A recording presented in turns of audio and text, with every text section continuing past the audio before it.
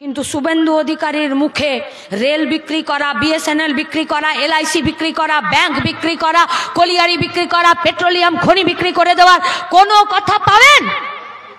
কিন্তু দেখুন সীমান্তে পেট্রোপোলে গিয়ে এমন দৌড় করছে, মনে হচ্ছে যেন শুভেন্দু অধিকারী হাই জাম্প দিয়ে বাংলাদেশে চলে যাবে আর সংখ্যালঘুদের উপরে আক্রমণ সে বন্ধ করে দেবে। আরে গুজরাत पर क्या हुआ, उस पर बात बोल सकोगे तुम?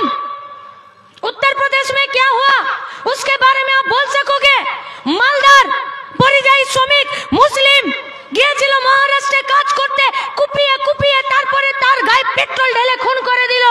বলতে পারবে এ পশ্চিমবঙ্গে সংখ্যালঘুরা, এ ভারতবর্ষের সংখ্যালঘুরা, তারা তোমাদের দৌড়াতে তারা নিরাপদ আছে?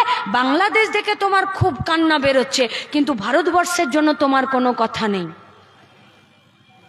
একই গোডাউনের মাল। शुभेंदु अधिकारी के सामने रेल था, बीएसएनएल था, पेट्रोलियम था, कोयला था, बेच दिया। और ममता बनर्जी के पास रेल बेचने के लिए नहीं था, पेट्रोलियम बेचने के लिए नहीं था, शुधुमात्र हॉस्पिटलेर मुर्दा घरे किछु लाश छिलो, सन्दीप के दालाल करे ओई लाशगुलोकेई बेचे दिल।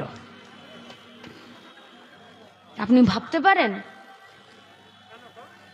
মর্গে থাকা ডেড বডির সাথে সহবাস করিয়ে ব্লু ফিল্ম বানিয়ে মমতা ব্যানার্জির ডাক্তাররা বিক্রি করেছে।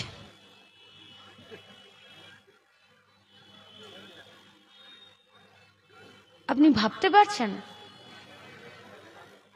এই পূর্ব মেদিনীপুরের অসংখ্য লোক আছে যারা মেটিয়া বুরুজে দর্জির কাজ করতে যায়, নন্দীগ্রামের, গোটা পূর্ব মেদিনীপুরেরই। वो लोग दर्जी का काम करते हैं, एक वक्त जाने के बाद उसका आंखों का रोशनी कम हो जाता है। वो ভালো করে কাটিং করতে পারে না, সেলাই করতে পারে না। उन लोगों का आंखों का मोतिया बिंद का ऑपरेशन होता है। মেটিয়া বুরুজে এরকম 20 জনের চোখের ছানির অপারেশন হলো, এক্সপায়ারি ডেটের সেলাইন চালিয়ে দিল, আর 20 জনের মধ্যে 20 জনই অন্ধ হয়ে গেল। ভরসা করতে পারবেন ডাক্তারদেরকে? যে কোনো হসপিটালে? আচ্ছা কোনোদিন ভেবেছেন যে খুব পেটে ব্যথা হচ্ছে, ডাক্তারের কাছে গেছেন, ডাক্তার বলল কি হয়েছে, হাতের নাড়িটা টিপে বললেন ডাক্তারবাবু পেটে খুব ব্যথা, 2 দিন ধরে খেতে পারছি না। ডাক্তারবাবু বলল জিভ দেখি, চোখ দেখি, পায়খানা ঠিক করে হয় কিনা, আর কোথায় ব্যথা হয় সব জানলেন, জেনে নিয়ে খসখস করে প্রেসক্রিপশনে 2টো ওষুধ লিখে দিলেন। আপনি তখন কোনোদিনও বলেছেন যে ডাক্তারবাবু কোর্ট পেপারে একটু লিখে দিন ওষুধের নামটা, প্রেসক্রিপশনে লিখলে হবে না? বলেছেন? বলেননি তো। কেন? কারণ ডাক্তারদের প্রতি ভরসা। বাবার কখনো হার্টের অপারেশন করার জন্য যখন স্ট্রেচারে বা অপারেশনের টেবিলে তুলেছেন, তখন ডাক্তারবাবুকে বলেছেন নাকি যে ভিডিওতে আগে বলে দিন যে আমার বাবা মরে গেলে যাতে আপনার কলারটা ধরে নিতে পারি? না, তখন ডাক্তারবাবুর হাত দুটো ধরে আমরা বলি ডাক্তারবাবু আমার বাবাকে বাঁচান, যা করতে হয় আপনি বলবেন আমি করব, আমার বাবা ছাড়া আমার কাছে কেউ নেই, আপনি আমার বাবাকে কোনো রকমে বাঁচান। ডাক্তারবাবু কি বলে? I try my level best, আমি আমার সর্বোচ্চ চেষ্টা করে দেখব। ডাক্তারের প্রতি ভরসা। ডাক্তারের প্রেসক্রিপশন নিয়ে কোনো জহুরিকে দেখাতে গেছেন, দেখুন তো ওষুধটা কি লিখেছে। ওষুধের দোকানে গেছি, প্রেসক্রিপশন দিয়েছি, বলেছি ওষুধ 2টো দিয়ে দিন। ওষুধের দোকানদার বলেছে দাদা দেখুন এই কম্পোজিশনের ওষুধটা পাওয়া যাচ্ছে না, একই ওষুধ অন্য কম্পোজিশনে আছে, অন্য কোম্পানির, দিয়ে দিন। ঠিক আছে দিয়ে দিন। চলবে তো? হ্যাঁ চলবে। কোনোদিন বলেছেন? ভরসা ডাক্তারের প্রতি, ডাক্তারের প্রেসক্রিপশনের প্রতি, ওষুধের দোকানদারের প্রতি। পশ্চিমবঙ্গে আরজি করের ঘটনা শুধুমাত্র মেয়েটাকে রেপ করে খুন করেনি, গরিব মানুষের ডাক্তারের সাথে, ওষুধের সাথে, স্বাস্থ্য ব্যবস্থার সাথে যে ভরসা সম্পর্ক ছিল সেই সম্পর্কটাকে নষ্ট করেছে। ক্ষমা করে দিতে পারবেন মমতা ব্যানার্জি সরকারকে? কি বলল? বলল 9 তারিখে যে যে ডাক্তাররা এই সমস্ত জায়গাতে দেখতে পাওয়া গেছিল আমরা সবাইকে সাসপেন্ড করছি। কেন না? তদন্ত চলছে। এই তদন্ত যতদিন চলবে, যতদিন না পর্যন্ত কোনো নিষ্পত্তি হচ্ছে, এরা সব সাসপেন্ড থাকবে, এরা কাজ করবে না, পারবে না কাজ করতে। নভেম্বর শুরু হলো, কেউ শাস্তি পেল না, বিচার শেষ হলো না। সাসপেন্ড হয়ে যাওয়া ডাক্তাররা, কাজ থেকে সরিয়ে দেওয়া ডাক্তাররা, তারাই মেডিকেল বোর্ডের মিটিং ডাকলো। আপনি ভাবতে পারছেন? এতদিন শুনলাম সাদা খাতা জমা দিয়ে মাস্টার দিদিমণি হয়েছে, এখন শুনছি লাখ লাখ টাকা জমা দিয়ে ডাক্তার হচ্ছে মেডিকেল কলেজগুলোতে। ভরসাটা নষ্ট করে দিচ্ছে না ডাক্তারদের প্রতি, ট্রিটমেন্টের প্রতি? কত কষ্ট হয় বলুন তো 2 পয়সা রোজগার করতে। অনুব্রত, জ্যোতিপ্রিয়, পার্থ না হলে টাকা ইনকাম করা যায় আজকাল? 2 পয়সা ইনকাম করতে গেলে কোমরের খিল খুলে যাচ্ছে সংসার চালিয়ে। গরিব মানুষ সবার আগে যেখানে সব থেকে কম পয়সা খরচ করতে চায়, বলে ছেড়ে দে, আজকে পেটে ব্যথা হচ্ছে, আজকে ওষুধ কিনবো না, কাল কিনবো, দেখে নি জ্বরটা যদি কমে যায় ওষুধ খাবো না, কিনবো না, হসপিটালে ভর্তি হব না। সব থেকে কম পয়সা খরচা করে হসপিটালে, ডাক্তারে, ওষুধে। সেই পশ্চিমবঙ্গে একটি ডাক্তার, একটি মেডিকেল কলেজের প্রিন্সিপাল, সে মর্গে থাকা ডেড বডি বেচে দেয়, কিংবা মর্গে থাকা ডেড বডির সঙ্গে সহবাস করিয়ে পর্ন ফিল্ম বানিয়ে বাজারে বিক্রি করে, আর নইলে এক্সপায়ারি ডেটের ওষুধগুলোর উপরে লেবেলটাকে তুলে দিয়ে আর নতুন কারেন্ট ডেট লিখে আর বেচে দেয়।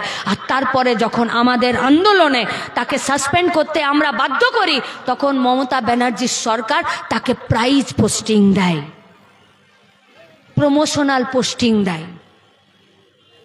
বিপদ, বিপদ, বড় বিপদ, বিরাট বড় বিপদ। চাকরি নেই, রোজগার নেই। আর এই সব থেকে কি ভেবেছিল পশ্চিমবঙ্গের মানুষ? ডাকলো ওরা নবান্ন অভিযান ছাত্র সমাজের নামে, उसके बाद वो लोग বাংলা বন্ধের ডাক দিল। তারপরে মোহন ভাগবত এলো। কে মোহন ভাগবত? आरएसएस এর প্রধান। কি বললো এসে? বললো आरजी कर का इशू में ममता बनर्जी जो निर्णय लेगी, যা ডিসিশন নেবে আমি তাকে সমর্থন করব। কি ব্যাপার হলো? মোহন ভাগবত আরএসএস এর লোক এসে বলল মমতা ব্যানার্জিকে আমরা সাপোর্ট করে দেব, আর শুভেন্দুকে দেখলাম লিকোপ্লাস্ট লাগিয়ে মেদিনীপুরে ঢুকে গেল, আর সুকান্ত মজুমদার বালুরঘাট চলে গেল, একটা লাইন বলল না। সিবিআই গরু চুরির কেসের নিষ্পত্তি হলো, বালি চুরির কেসের নিষ্পত্তি হলো, কয়লা পাচারের কেসের নিষ্পত্তি হলো, সারদা নারদা কেসের নিষ্পত্তি হলো। এই পশ্চিমবঙ্গে একটার পর একটা মার্ডার হয়েছে। বকটুয়ে জীবন্ত পুড়িয়ে মেরে দিল সিবিআই, মাঝপথে যে ইনভেস্টিগেশন তা বন্ধ করে রেখে দিল। হলো না। আমাদেরকে বলল যে সিবিআই তো নিয়েছে, এবার তো আপনারা শান্ত হন। আমরা বললাম যে সিবিআই ফিরে নিজেদের বিশ্বাসযোগ্যতা ফিরে পাবার জন্য জায়গা পেয়েছে পশ্চিমবঙ্গের মানুষের বিশ্বাসযোগ্যতা অর্জন করার। দেখিয়ে মমতা ব্যানার্জির তৈরি করা উঠোনেই সিবিআই নাচছে, তার বাইরে যেতে পারছে না, কাউকে আর ধরতে পারলো না। তাহলে সিবিআই তো কেন্দ্রের সরকারের, সিবিআই তো বিজেপির, সিবিআই তো শুভেন্দু সুকান্ত মজুমদারদের, সিবিআই তো দিলীপ ঘোষদের। তাহলে কেন ঝাড়খণ্ডের হেমন্ত সোরেন অ্যারেস্ট হয়ে যেতে পারে, অন্যান্য রাজ্যের যারা মুখ্যমন্ত্রীরা আছে তারা অ্যারেস্ট হয়ে যেতে পারে, কিন্তু মমতা ব্যানার্জি বহাল তবিরতে থাকতে পারে? আরে মমতা ব্যানার্জি দেখতে ভালো বা খারাপ, শুভেন্দু দেখতে ভালো বা খারাপ, তাতে আমাদের কিছু যাই আসে না, কিন্তু ওদের নীতিতে, ওদের দুর্নীতিতে, ওদের অপনীতিতে আজকে আমাদের দমটা বন্ধ হয়ে আসছে। আমি আপনাদের কাছে শেষ আবেদন করে আমার কথা শেষের দিকে নিয়ে যাব। আরজি করে ডাক্তার মেয়েটার মাটা কাঁদতে কাঁদতে চিৎকার করে বলছে, সিবিআই আমাকে অনেকবার জিজ্ঞেস করেছে আমার বয়ানটাকে লেখেনি। আরজি করের মা বলছে আমার মেয়েটা সেদিনকে গোলাপি রঙের কুর্তি পরে গেছিল, কিন্তু নিচেও কোমর অবধি তার একটা প্যান্ট ছিল।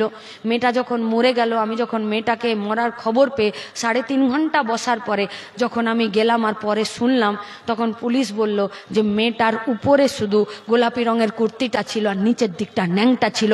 একটা মাকে, একটা বাপকে তার ডাক্তার মেয়ের জন্য এই কথাগুলো কানে শুনতে হচ্ছে।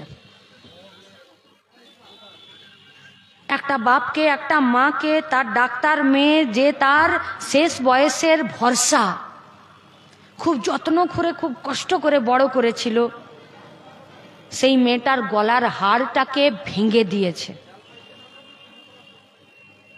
যেদিনকে প্রথম শুনেছিলাম পোস্টমর্টম রিপোর্টে, যেদিনকে গাড়ি আটকেছিলাম, তারপরে যে পেলভিক বোন ভেঙে গেছে, গুগলে সার্চ করেছিলাম হোয়াট ইজ দ্য পেলভিক বোন। বলল কোমর থেকে নিচের যৌনাঙ্গ পর্যন্ত এখানে যে হাড্ডিটা থাকে সেটার একটা অংশ পেলভিক বোন। এটাকে যদি বুলডোজার দিয়ে পেস্ট করে দেয় তবে গিয়ে ওই পেলভিক বোন ভাঙে, নইলে ওই পেলভিক বোন ভাঙে না। মেয়েটার চোখটা থেকে, মনি থেকে রক্ত ফুটে ফুটে বেরিয়ে এই দুদিকে রক্তের শুকিয়ে গেছিল। মেয়েটার চুলটা গোছা গোছা ছেঁড়া হসপিটালের এদিক ওদিক পড়েছিল। এই আমি যেমন দাঁড়িয়ে আছি, আমি যদি অ্যাথলেটিক্স হই তাহলে আমি দুটো পা দুদিকে করতে পারবো, কিন্তু মেয়েটি ডাক্তার ছিল, মেয়েটির ঠ্যাং দুটো চেরা ছিল। এই আমার মাথাতেও এখনো একটা ক্ল্যাচার ক্লিপ আছে চুলটাকে ধরে রাখার জন্যে। ডাক্তার মেয়েটির মাথাতেও একটি ক্ল্যাচার ক্লিপ ছিল। মেয়েটির মাথার ক্লিপের আধা অংশ মেয়েটির গোপন অঙ্গের কাছে পড়েছিল।